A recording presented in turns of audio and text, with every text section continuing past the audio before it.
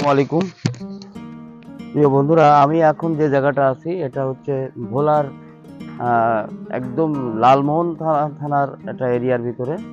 এবং জেলেদের জীবনটা দেখেন কি সুন্দর। এখান থেকে যে ট্রলার নিয়ে তারা মাছ ধরতে যায় এবং অনেক নৌকা এখান থেকে তারা প্রস্তুত করে এবং ওই যে জাল ঠিক করতেছে এখন, এই জাল ঠিক করে ওনারা এখন আপনার নদীতে চলে যাবে, সমুদ্রে এবং সাগরে চলে যাবে মাছ মারার জন্য।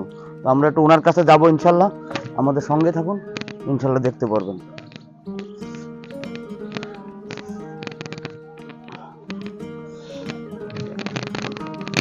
আসসালামু আলাইকুম, ভালো আছেন? কি নাম আপনার? আপনার এই যে মাছ ধরতে যান, এটা কি সাগরে যান না আপনার এই নদীতে আপনারা মাছ ধরেন? সাগরে যান। আচ্ছা, এটা কিভাবে আপনারা আজকে যদি যান আর কয়দিন পরে আসবেন? আমরা কালকে আসছি প্রথমে। আচ্ছা 8 দিন ছিলাম। আচ্ছা, 8,500 টাকা দিচ্ছি। আর 300 সাময়িক সমস্যার কারণে জেলে ভাইয়ের ফুল কথাটা আমি নিতে পারি নাই।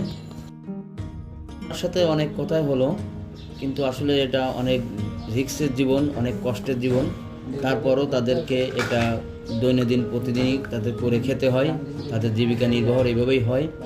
তো সবাই ভালো থাকবেন, এখানেই রাখছি। ইনশাল্লাহ আবার অন্য কোনো ভিডিওতে অন্য এক সময় দেখা হবে ইনশাল্লাহ।